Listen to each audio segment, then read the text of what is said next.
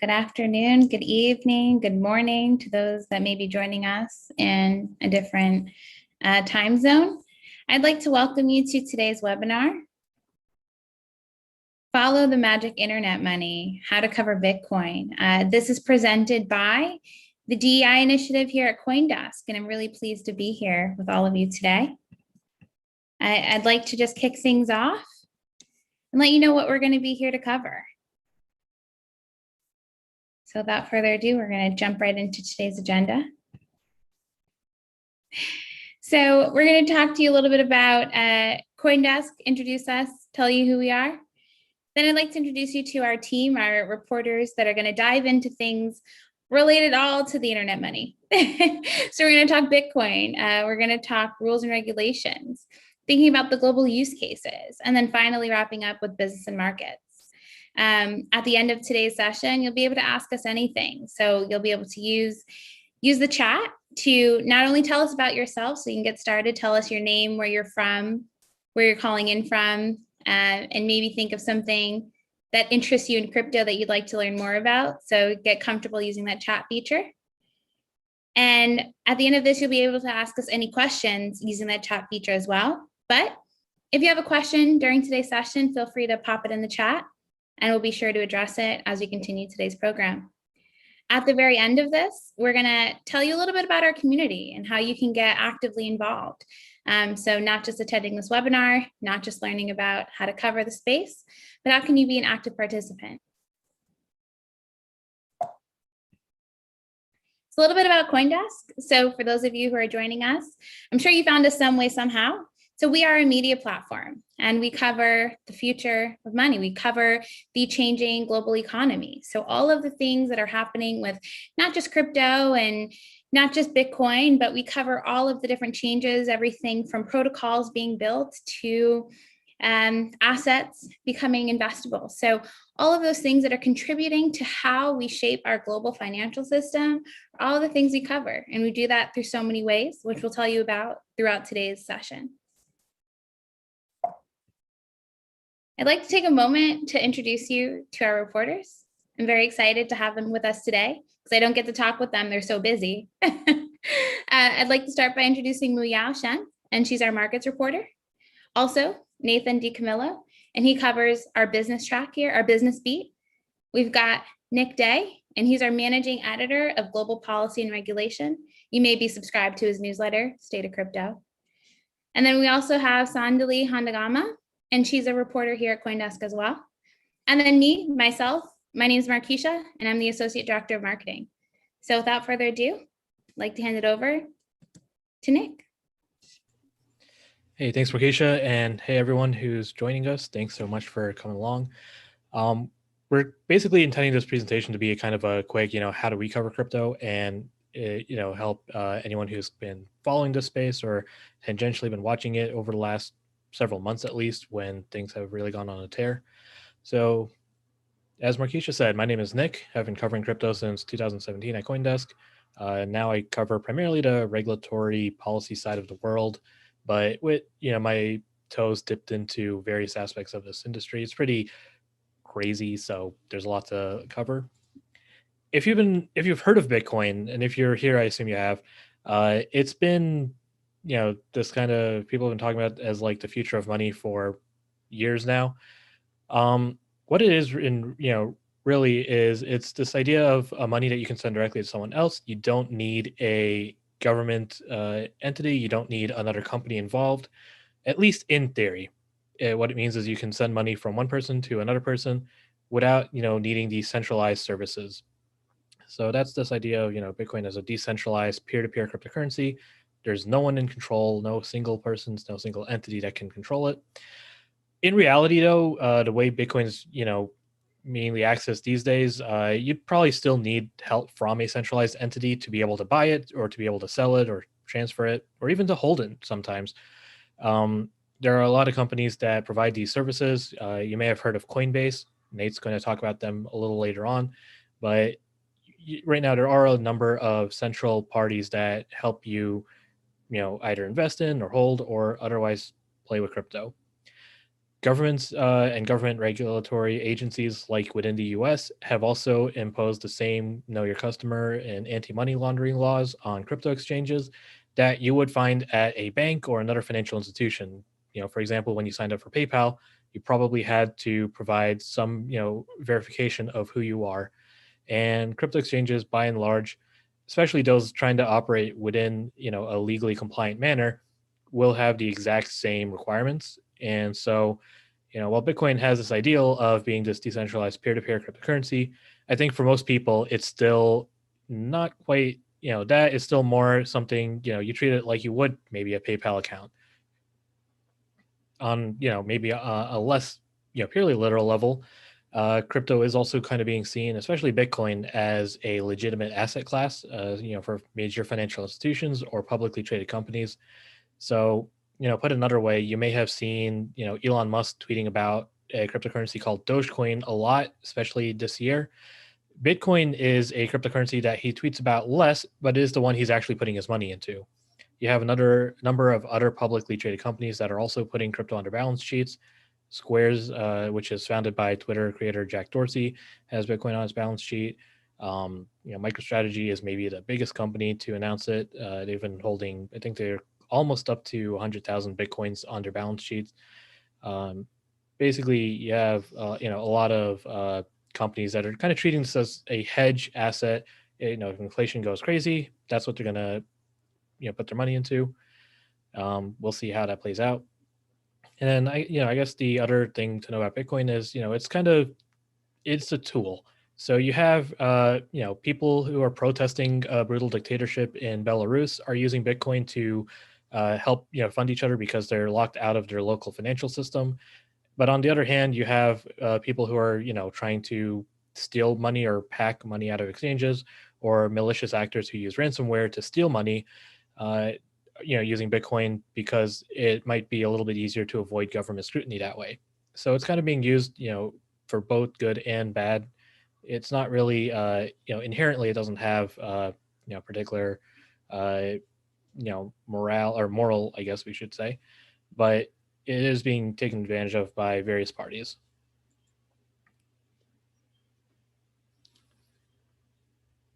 I think we're having a bit of a technical difficulty with the slides here. All right, so as I said before, I covered the regulatory side of the world, which is a lot of fun because no one really has, a perfectly pictured, clear idea of what they're doing.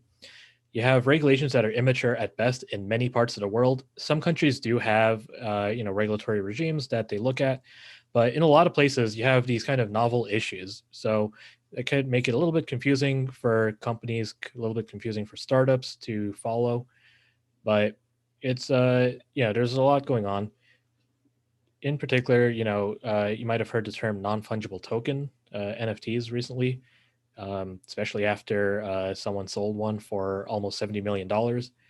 And it comes up with different issues when you're covering it, because sometimes people say they're selling something as an NFT, but what they're selling and what they claim they're selling don't always match up. So, and as a reporter, it's always, I think the most interesting challenge here is to see what people are actually selling, what they're promising, and do those things match? Is someone selling an NFT that is actually the original image file for some artwork? Is it just maybe a promise that you have access to it? Is it just a URL? Are you selling a URL and covering it?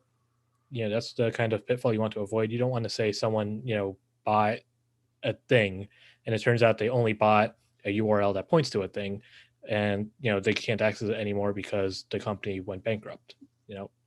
So those are some of the concerns I think that are worth keeping in mind. The other interesting thing about the regulatory legal policy side is I think social media has an outsized impact here. Obviously, we're all familiar, I think, at this point with GameStop and how Reddit helped pump that stock up to some pretty insane levels. But yeah, I think the crypto market's kind of seen that for years. Social media has a huge influence. A lot of stories can be found on social media as well, and unlike the traditional with publicly traded companies, you might see news in a quarterly SEC filing. Here, people just kind of tweet things out. So, a lot of news just kind of floats by into ether. Best way to follow along and to reporting companies is to keep an eye on that. And I think probably one of the easier ways, if you are talking from a regulatory perspective, to follow things beyond just Twitter is to just look at court filings and publicly traded company filings. One thing I will say the U.S. is extremely good at is making it easy to find things like what is Coinbase reporting. And again, this is something Nate will talk about in a few minutes, but tools like Edgar, tools like Pacer, very, very helpful if you are covering things from a securities law perspective, from a commodities law perspective. Lots of helpful tools out there for you. I'm going to hand things off to my colleague Sundli here to talk more about the actual use cases. Sundli, over to you. Thanks, Nick. Hi, everyone. I'm Sandali, and I'm one of the global reporters here at CoinDesk. I look at how people are using crypto all over the world and watch for changes in regulation.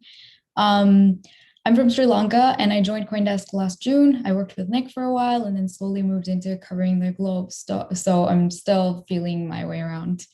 The first interesting thing that stood out to me when I started covering the space was actually just finding out where people were using crypto. I just assumed Bitcoin and crypto were just unique to wealthier, larger countries because most of the news was concentrated in those markets. But if you really look at crypto activity, you can see increasingly more crypto adoption in emerging markets. If you don't believe me, and you shouldn't, the blockchain research firm Chainalysis puts out a global crypto adoption index every year. And other than the big ones like US, China, and Russia, among the top 10 countries, you see countries like Ukraine, Venezuela, Colombia, Vietnam, Nigeria. And funny enough, Ukraine actually topped the chart last year in 2020, which is crazy and amazing. The next surprising thing is just what people are using crypto for in other countries. And that's really where the stories are. It's really easy to assume that people mostly use crypto for speculation because that's what you hear about with the Bitcoin and Dogecoin rallies on the news and Twitter. But when you really talk to people from different countries, you can see how crypto is creeping in as an alternative or as a solution to problems people have with their existing financial systems. So I can give you a few examples based on stories that I've written for CoinDesk. For instance, Mexico, where they have a large migrant population working abroad and have to send money back home, the traditional methods available to them, which are bank transfers, Western Union or PayPal, they can be expensive, take forever, and their families may not have access to a bank account. Keep in mind that about 1.7 billion people globally are unbanked or underbanked. And crypto can offer them a cheaper and faster solution. Just to give you an idea of what actually happens, Bitso, Mexico's largest crypto exchange, started promoting itself as a remittance platform. And the company's trading volumes grew 342% in less than a year between 2019 and 2020, which is insane. Then you have countries like Iran, a heavily sanctioned country, where sources tell me the value of their local currency can drop right before their eyes. And one person actually told me that their family members, some of their family members, had been robbed and, in the worst case, killed over holding gold in their homes. And Bitcoin, volatility and craziness and all, still offered them a better and safer solution to help preserve the value of their earnings. It's also, like Nick said, kind of great for censorship in many ways. Another example, other than Belarus, is last year in Nigeria, during the anti-police brutality protests, the government shut down bank accounts of activist groups so they couldn't continue funding the protests. But Nigeria is a very young, tech-savvy, crypto-savvy country, and they quickly switched to collecting donations via crypto and were able to sustain the protests for a while longer, which was really great to see and report on. And that doesn't mean that smaller countries don't speculate with crypto. A good example is Egypt, where crypto trading is forbidden in the country under Islamic law. It's not legally binding, but there are legal issues. You need a license to issue or promote crypto, and people are being arrested for it. But folks are still buying. We saw significant growth in the use of peer-to-peer platforms for trading Bitcoin in 2020 through 2021. Another way to look for stories is to follow popular trends and see what's going on in other countries. When everyone was talking about NFTs in the Western world with the Beeple sale, I looked at other countries and found artists in Africa and Asia who were trying to mint their own NFTs. And they helped sort of shed light on some of the negatives of NFTs, which is that they're not that easy to make technically, they're expensive, they work better for artists that already have platforms and things like that. And it was the same with GameStop. It was a Wall Street US-centric story, but people in other countries in like Japan and Korea were trying to rally their own shorted stocks. Or, and this is really funny, it was great to chat with people in Nigeria who were trying to buy US GameStop stock, which is funny because it's GameStop. So this is, all of this really shows that crypto is no longer a separate thing, but very much a part of a country's larger financial story. And we can see from the increasing mainstream media coverage of the space that it's harder to separate the two now. And through crypto, you can actually shed light on some of the larger financial, economic, and sometimes even political issues in a given country. That's all from me. And now I'm going to hand things over to my colleague, Nate, who is going to tell you all about Coinbase. Hey guys, welcome. So I'm Nate. I cover banking, economics, and crypto startups at CoinDesk. I came to CoinDesk after a stint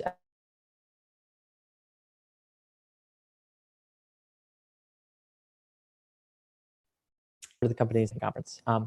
I want to look at Bitcoin and covering Bitcoin today. Hold on. Am I still with you? Okay, good. I want to look at covering Bitcoin today through the lens of covering one of the largest and longest running exchanges, Coinbase, that just went public via direct listing on April 14th of this year on NASDAQ under the ticker symbol COIN. Its latest valuation had hovered around 60 billion. Although it traded at 100 billion in private secondary markets. Since then, while it's traded publicly, it's mostly traded under 100 billion. It helps to think about Coinbase and other cryptocurrency exchanges by comparing them to stock exchanges. So unlike Coinbase and other cryptocurrency exchanges, stock exchanges don't have retail customers interacting with them directly. So retail interacts with the New York Stock Exchange or NASDAQ through brokers. Think Robinhood or Charles Schwab or that sort of thing. And Coinbase has a prime brokerage attached to it. So unlike traditional stock exchanges, don't normally have prime brokers attached to them. Coinbase trades assets that are listed on a bunch of other exchanges. In the traditional world, an exchange often has a monopoly on the trading of a share. And so for Coinbase and cryptocurrency exchanges, they often they compete on spreads and fees. And the prices for cryptocurrencies are often a mid of the spread between exchanges. Coinbase offers crypto custody for institutions. So no traditional stock exchange would be normally allowed to custody anything because of the systemic risk it would pose. Coinbase can also list assets on its exchange that haven't passed due diligence, for instance. But the exchange does have its own criteria, but it's just not a requirement for them to have due diligence under law. Stock exchanges do have a lot of hoops to go through when listing new stocks on the exchange. There's no such thing as a consolidated tape at a crypto exchange. A consolidated tape in the traditional world is the definitive price of a share at the end of the day. So at the end of the day, you know what the price of Apple is at market close, but there's no such thing as the end of day price of Bitcoin. and no such thing really as a Bitcoin price. There's hundreds of Bitcoin prices, and every single price index you see is an amalgamation of those. For instance, the CoinDesk 20, our own price index, is based on exchanges that have provably clean trading volume. Now, I want to go into also covering Coinbase, their public company, and their earnings. So Coinbase doesn't give revenue projections like a traditionally listed firm would. They give high, mid, and low scenarios for what active users will look like based on what the Bitcoin markets might look like in the future. This way, Coinbase doesn't disappoint the market and doesn't seem to be misleading investors. Like other fintechs, Coinbase struggles to turn the accounts it does have into active accounts where customers are like transacting monthly. And it's heavily reliant on those retail users right now on commissions from trading fees versus the reoccurring revenues that come from prime brokerage or custody. And the exchange is going to talk about diversifying in the future by increasing its institutional business over time. Though keep in mind what it means by their institutional business. In the traditional world, market participants think about like prop trading firms. Crypto markets so hard to gain mainstream adoption early on that sometimes very small firms like family offices or hedge funds would be called institutions between cryptocurrency businesses. So Coinbase also has some heavy lifts ahead of it in the future. It may come under formal supervision like a traditional financial institution undergoes. It also has to keep up with the pace of technology, both the tech on the retail trading side and the tech on the crypto custody side for institutions. Similar to Bitcoin, the Coinbase stock coin, that will be affected by news, good or bad, in the cryptocurrency industry. And the firm also, like many Silicon Valley tech firms, has struggled to create a board and a company that isn't made up of mostly white people. Last summer, the CEO announced that it would be an apolitical company in response to internal pressure from employees. The CEO, in response to internal pressure from employees on the CEO to publicly state that Black Lives Matter. Like other tech firms in Silicon Valley, Coinbase, it's obsessive about finding new ways to increase productivity, even if that means offering a severance package for employees that don't agree with its apolitical mission, because it's very obsessed with productivity. Coinbase, though, overall it's a key piece of financial infrastructure for many of the other companies in space. Their executives can speak to both the exchange business and the crypto markets broadly. While many of the executives in the crypto space are gold bugs, meaning they believe in a capped money supply or basing money off of a capped supply of something, most of them are not actually economists. Few of them have formal training in monetary or fiscal policy, but they can speak to markets, which is what my colleague Mu Yao is going to talk about right now.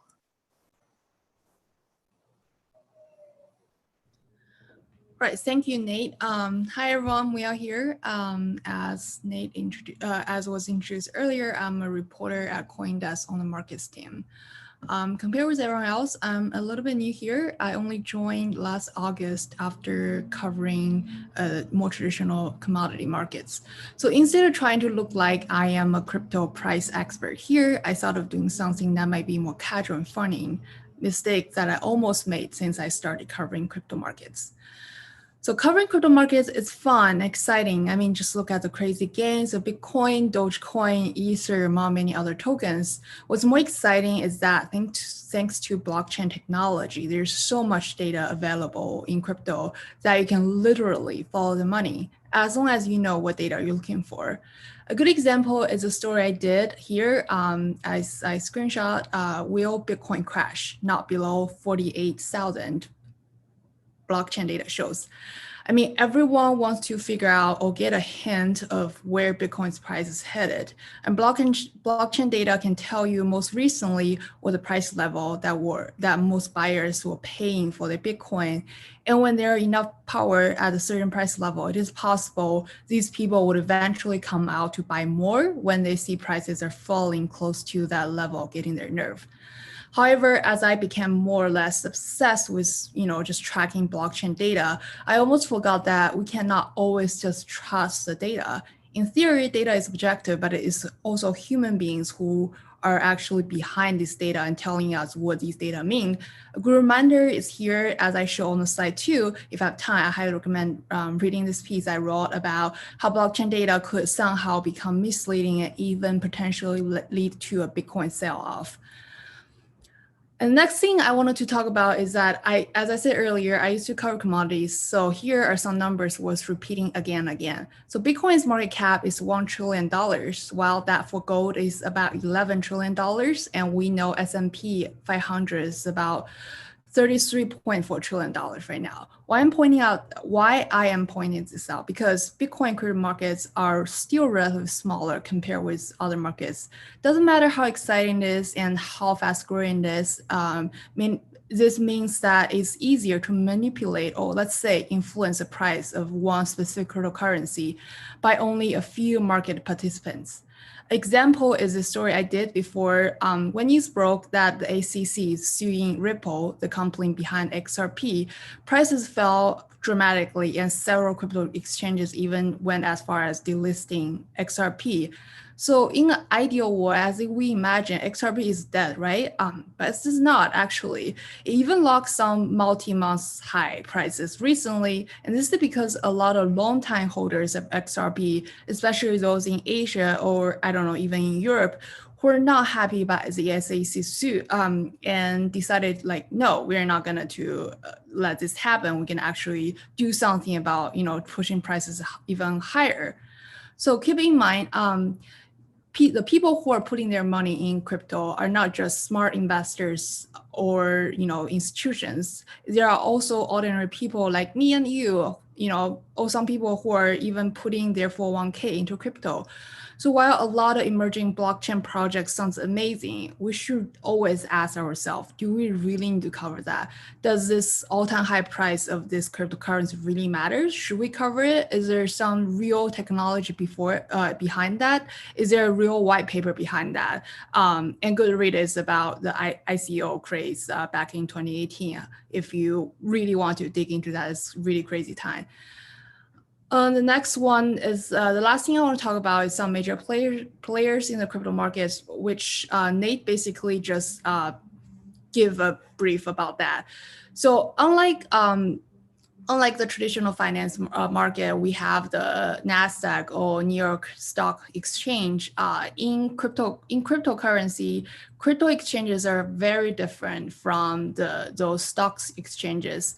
And CoinDesk actually is much more regulated compared with a lot of the mass majority of crypto exchanges. And we have actually some of the biggest exchanges in crypto world are still unregulated and offshore. But there are very powerful players in the crypto space, so making billions of dollars. So it's really important to track those exchanges to see what's going on with those people. Another thing, also as Nate mentioned, when we talk about institutions, so we're talking about major players, people who are piling a lot of money in crypto, it's not just institutions, it's not just people who are from traditional finance, these people really came to the space in the past 2 years, I would say. Before that, when we talk about institutions, when we talk about big investors in crypto, they're mostly Bitcoin whales or crypto native hedge funds or miners. So that's the last screenshot I put here. Bitcoin falls and miners sell. Is that miners still have relative big influence in the Bitcoin markets. So trying to figure out if they sell their positions is really hard because they're Bitcoin miners. They would not tell you, yes, we're selling Bitcoin. So when I was doing that story, I actually had to really track blockchain data. I had to go to 3 different data sources and trying to figure out if miners were selling. And also I talked to crypto lending companies who actually allow miners to use their mining machines as collateral to borrow money. These are the people you should go to when you're trying to figure out if miners are selling or not the miners. So just, a couple of things to keep in mind that's covering crypto market that's different from more traditional finance. Awesome. Well, thank you, Muyao, and thank you to all of our other panelists. So while we were all going through this great information and everyone was sharing their coverage and how to cover their beats, we got a lot of great questions coming in. So I just want to start by kicking off the Q&A segment of today's session. And the first question that came in is actually, how do you cover a space with synonymous actors? So Nick, do you want to take that? Yeah. So we actually have a formal policy on this. We published it a while ago, but basically, in a lot of journalism circles, this idea of granting anonymity to a source is granted, usually for specific reasons. If there's a danger to the source, or if for it's non-public information that they're not allowed to talk about on the record and be candid about. Because in crypto, so much of the development is pseudonymous, we're, I don't want to say more lax, but there are a few more circumstances where we'd be willing to maintain that pseudonymity, especially because some developers who are building these projects just won't, identify themselves anyway. And in other cases, they're just known, if there's no problem identifying them, if we know who they are and, they're publicly known, then there's no real problem. But for this space, we do tend to grant pseudonymity for especially trusted persons. So it's not going to be every developer, it's not going to be everybody who's granted or allowed to maintain pseudonymous, but if there's a researcher who's been publishing for years and has a reputation as someone who is trustworthy, then we may be more willing to grant them that pseudonymity. Awesome. So did anybody else want to jump on that one, or do you want to go to the second question? Awesome. So the second question actually came in for you, Sandali, and the question was, aren't those use cases basically illegal? They skirt capital controls and sanctions. So how do you want to answer that? That's actually a great question. Thanks for that. So just to clarify, we don't just write stories about how great these use cases are. For example, when I write about a country, I write about its economic history, its current political issues, I look at their financial services, regulations, and of course, what the general public is experiencing. And there's always 2 sides to the story. Of course, on one side, you have an Iranian general calling for the use of crypto to skirt sanctions last year. And we covered that. And then on the other, you have people in Argentina where, the government limited the amount of USD people could hold at a time when the peso was falling quite rapidly and people really had nowhere to turn to. The value of their daily earnings was dropping. So they started buying Bitcoin and stable coins, which are USD-backed cryptocurrency. And you could argue the whole point of crypto and especially Bitcoin it was that people could avoid this kind of censorship and broader controls and kind of be in charge of their wealth. But obviously that doesn't mean people will always use it for the right reasons. There's obviously criminal activity, but it's, I think, also important to look at how these broader rules affect the larger population, which is just people living everyday lives. So yeah, it's important to cover both sides of that story is what I will say. And we try to do that with every story. So both sides of the coin get coverage. Exactly. There we go. Awesome. So this question actually came in for you, Nate. So it reads, if Coinbase has custody, does that not pose the same systemic risk? How would you like to respond to that? So it's a good question. It does point out also the history of this just came out as like some of the first companies in the space, and they often were doing doing their own custody, and so Coinbase has offered custody for a significant amount of time. It's a qualified custodian now, and it's a fair point, and that's why there's a lot of independent custodians in the space. BitGo is one of them. Anchorage is another, which has just got a national bank charter at the OCC. Then there's a new bank charter in Wyoming called the Special Purpose Depository Institution, or SPDI. They're very focused on custody. Prime Trust is another custodian. So these custody is a very competitive thing because Bitcoin is a bearer asset. You lose the keys, you're not gonna have access to your Bitcoin anymore. Yeah, it's a good point, and there's a lot of independent custodians that also compete and sometimes work with Coinbase. Awesome. Thanks, Nate. And so this one, I almost feel like I could answer, but I'm not a journalist, so I'm just going to leave this to the panel.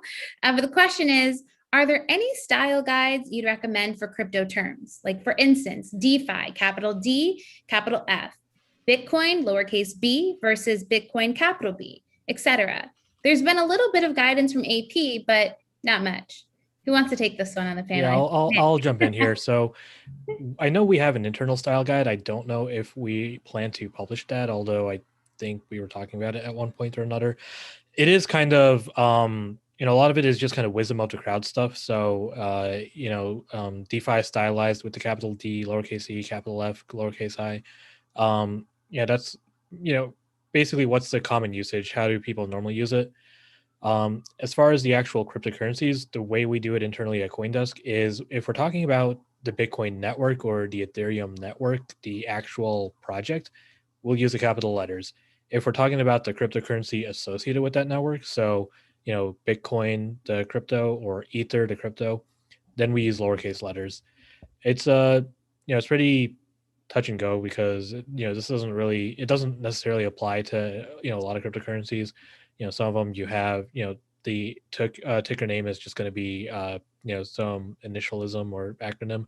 So then you might have all caps, but that's been kind of our, rough rule of thumb.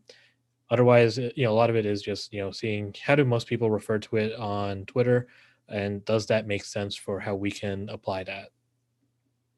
It's a great answer. I struggled with this when I first came to CoinDesk. I was doing everything with capital B, and then that wasn't very relevant for any of the things that I was marketing. So I learned that very fast. So thanks, Nick, for jumping in on that. And then question number 5, I think this is for you, Muyao. It says, how do you evaluate a good data source or a good firm or analyst to talk to? Love this question. How do you like to respond? Yeah, I think it's a really good question. Like for me, when I first started, I think I struggled a lot of finding, who or which is like good data source. But, amazingly, we have a great research team here at CoinDesk. It's a group of people who are really smart and who really know cryptocurrency and data and everything. They really dig into a lot of reports and different data sites. So if you go to our website, we have a research tab, and which you click on that and you can find a bunch of reports, including our own report, and also reports we upload there with collaborations with different data firms. And I think those firms are really good source. And I constantly talk to a lot of these people, and they're always helpful whenever I had questions, and whenever I have a specific data that I wanted to look into, they're always available to help me. And I think that's something good about just the crypto community in general. I think people are, very willing to help with each other with different questions. Absolutely. I love that answer. And just to plug a few of the resources that Muyao is speaking of is we have a CoinDesk research hub. So any of you can access that research hub and read the reports that she's referencing. Again, we have a very intelligent, very well-respected director of research, Noelle Atchison, and she's been with CoinDesk for quite some time. She's been covering the space. She's also has a crypto long and short newsletter. And I also recommend that for those of you who are really trying to understand what's happening and how fast these markets move, we have several newsletters that you can subscribe to.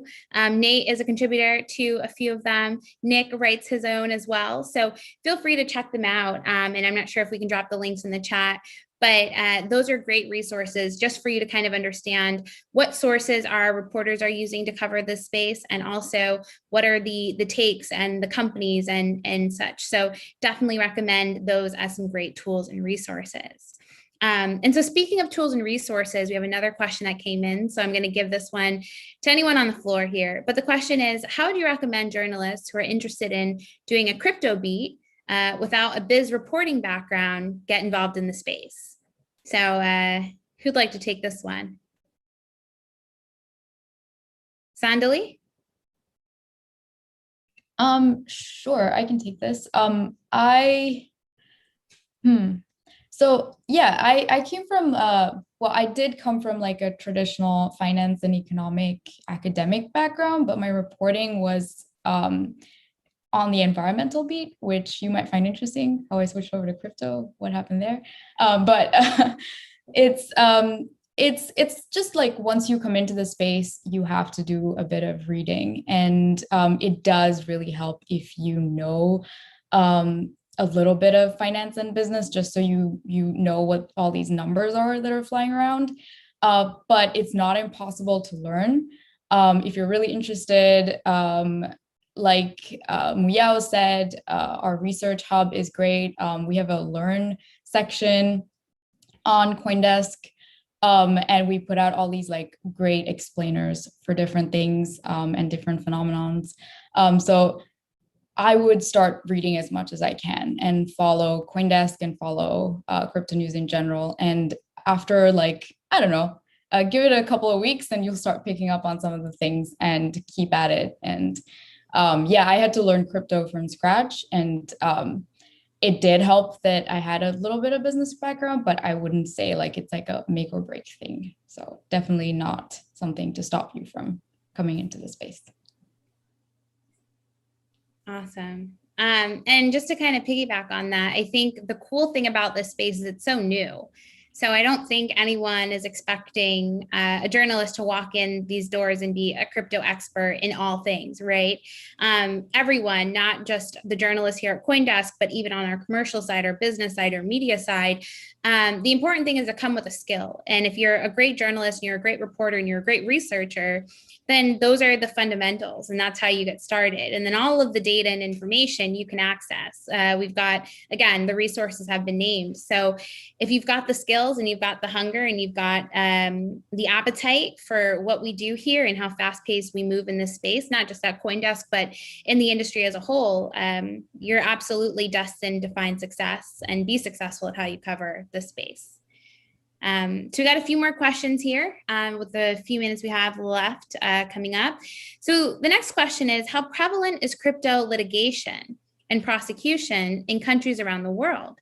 I cover some crypto cases here at U.S. Federal Court in Manhattan. Would like to know what's going on in courts in other countries, including on sanctions, and if any of the proceedings are virtual. Thanks. It's a great question. I think Nick might be the first person to jump in. I have a feeling. So, yeah, if you cover cases, federal cases in the U.S., you're probably familiar with PACER, the public, the public court filing system at the federal level. I have yet to find anything, quite up to it at other countries. So a lot of it is mostly just calling up the courts and local police forces and asking for information. A lot of times they will actually be pretty willing to send you, documents, but usually what that means is you have to know, either the parties or, some specifics about the cases to be able to ask about. Unfortunately, there doesn't seem to be a PACER equivalent in most places I've looked. I also have yet to find much on, crypto related sanctions cases outside the US. So I can't answer that specifically. The only, active crypto related sanctions case I know of is within the US. As far as proceedings, yeah, a lot of those are virtual. Even prior to the pandemic, they've been virtual, particularly in Canada. I've covered a couple court hearings from the US that took place in various Canadian courts. So, again, they're usually the best way to find information about these is to just call up the specific court and ask for information and ask for help. If the question is, how can you find the crypto litigation? That is a more difficult question. Sometimes, prosecutors or police forces will publish press releases. Sometimes, you'll hear from someone saying, "Hey, so and so got arrested for whatever." So, that's an opportunity, but a lot of it really is just, what's the term? Just digging in and asking questions. Awesome. Great way to answer that. And so another question that's come in is, should journalists be allowed to hold Bitcoin or cryptos? I want to direct this at Nate, Mr. Coinbase. So Nate, what are your thoughts on this? And also, what's CoinDesk policy, just to share for transparency purposes? Right. So for transparency purposes, Coinbase, for one, we don't own any crypto related stocks now that Coinbase is listed for one. But for two, we have to we report any. So it is necessary to like purchase some crypto in order to be able to deploy it into maybe like DeFi protocols and whatnot in order to kind of see how it works. But that's all reported and available on our bios as to like how much we own. Yeah, it is one of those things where in this case, because it's such a nascent asset class, it's important to actually hold it itself. Works. Awesome. Cool. And then another question that came in. These are great questions, everyone. So please don't hesitate. Feel free to keep dropping your questions in. We do have a few more minutes to take time to answer these questions. So we've got another one. What resources do you recommend for journos interested in crypto? Example, nonprofits. So I'm assuming there's so many different angles that crypto is relevant in so many places. So how do you like, what resources can folks use as they're trying to navigate this space? Here, let me jump in here. There are definitely ton of resources out there. A lot of crypto companies publish their own resources if you're trying to just brush up on the basics. Crypto exchanges in particular have a lot of resources. A lot of media sites and data companies have one-on-one explainer type things. There are also a couple of organizations. I know June is on the call, so he'd kill me if I didn't mention the Association for Cryptocurrency Journalists and Researchers, which is basically a professional organization similar to the Asian American Journalists Association, but specifically targeted toward crypto. You also have data companies like CoinMarketCap and CoinGecko that publish a lot of information that provide some basic get you up to speed type resources. And a lot of media companies, CoinDesk and some of our competitors, who I'm going to respectfully not name right now, but they also have their own, 101 resources that really are designed to help you catch up on, what's going on, not necessarily the news of the day, but, what happened over the last 10 years and how much of that is relevant today. Awesome. Definitely. I had to start with that when I got here to CoinDesk. So I'm with you. So a few other questions that came in. A quick question from university students is, what coursework could be helpful with learning about crypto? So I didn't study crypto in college. I didn't study Bitcoin, but for folks who are interested, what could they study today that might be helpful?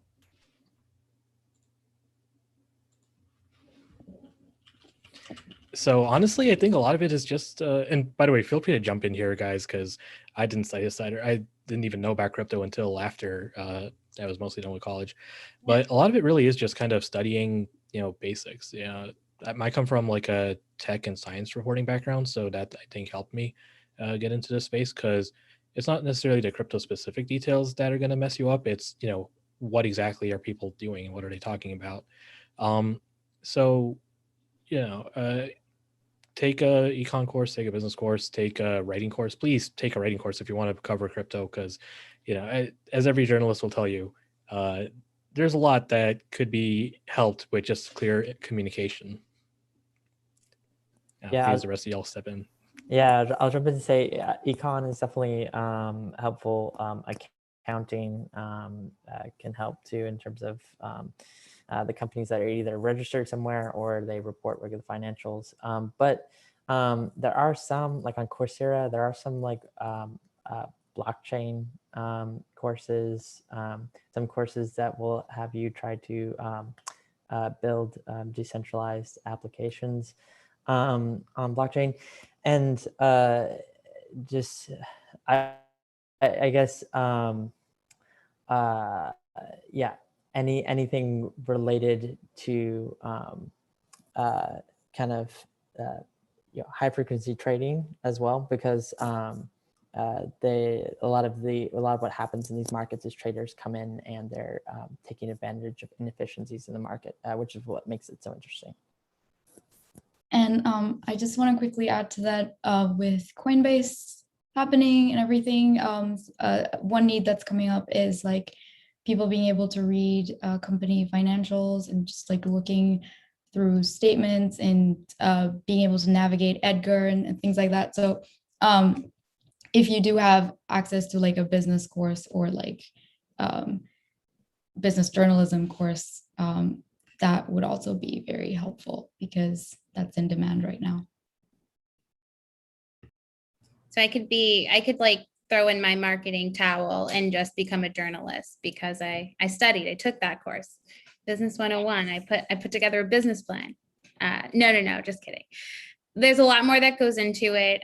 You folks are some of the best. So I just want to say that now and say that here in a public platform, and also give you the floor to just describe the newsroom, like a daily life in the newsroom for folks, because you're the ones that are reporting the stories, you're covering the news, you're chasing the sources.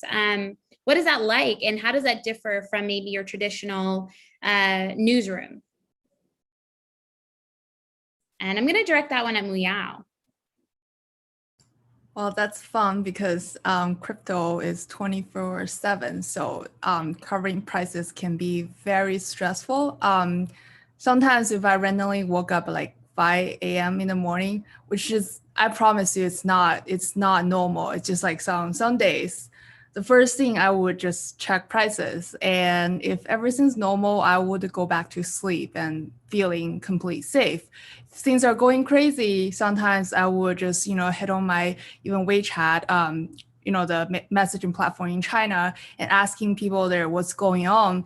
And then I would go back to bed and just, sleep. And when I wake up again, people would have response to me about what's going on in Asia, what's the sentiment there. And I will have a good idea of what's going on. And then before entering, or like we don't have physical office right now, but, before I log into Slack, say. But yeah, I think in terms of what's a daily, it's just like, I think it's like a typical newsroom, except that sometimes it's really hard to put a boundary there, like when to stop to work, because it does like move a lot. But also, as I mentioned earlier, crypto markets is much smaller than a lot of other markets. And sometimes I do feel like the pressure that, if everyone else is like covering this thing that's like all-time high, historical high price of this token, should I write that too? But sometimes I just say no, like I'm just gonna take a break and just not doing anything, because it's not really necessary to write that particular token. It might just be a very temporary thing. So I think it depends. Sometimes when we have the Coinbase direct listing, that week I'm sure for everyone was crazy. But then we have days when Bitcoin just moving sideways, and it's not necessary. You don't have to just produce story just because for the sake of the story, right? Absolutely. Awesome. So thank you all again. I just want to give an opportunity for any last questions as we wrap up the rest of today's session. So feel free to drop your questions in the chat. If not, then definitely reach out to our reporters, connect with them on Twitter, connect with them on LinkedIn, follow them, read their stories on Coinbase, on CoinDesk.com. Look at me, Nate. CoinDesk.com. These are some of the best. They cover these markets day in and day out. So I'm very, very proud to call them my colleagues and proud to work alongside them. So thank you all for giving us your time. And aside from that, I just want to make a few announcements. And I want to invite all of you who are here today to join us and become part of our community by taking part in some of the events that we have coming up. So May is a big month for us. Every year we host Consensus, which is our biggest event. And so as a journalist, you actually qualify to apply for a press pass to attend. So that will give you access, complimentary access to the entire event. It is a virtual event, but just getting registration and getting behind the scenes and seeing everything, because we won't be streaming the complete event to YouTube or on our site. So it's important that if you want to get the deep insights and see the important conversations, that you do secure your pass and register. And then also for those of you who are looking to continue building your crypto knowledge and building your foundation, we've actually launched our very first crypto crash course, which is going to be taking place in the weeks leading up to Consensus. So it's a free crash course where you can go and learn about the basics, like the 101 stuff about Bitcoin, about Ethereum, about setting up your wallet, about how not to get scammed, and so many other things that are happening in the space. So we encourage you to sign up. That's Unlocked 101, taking place May 4th through the 20th. So I do have the links here to sign up, but it's always easy to find us at CoinDesk.com as well. So feel free to hang out, poke around on there, and you'll stumble across our sites as well. And then lastly, there were so many great questions about becoming a journalist and covering the space. And so we want to absolutely let you know about all of the career opportunities that we have here at CoinDesk. These are just some of our listings. So there's so many more on our website. I think we're constantly hiring. We're constantly looking to expand our newsroom, our business side as well, our multimedia team. So please definitely go ahead and check them out. All of our jobs are available on Greenhouse. So you can kind of go there, check them out, and it's a very easy application process. I think a lot of companies use that platform these days. So other than that, I think there's one more question that came in. And I think we are actually, no more questions. We're all set, everyone. So thank you so much. I'll give you all, it's about 4 minutes of your time back. That's it.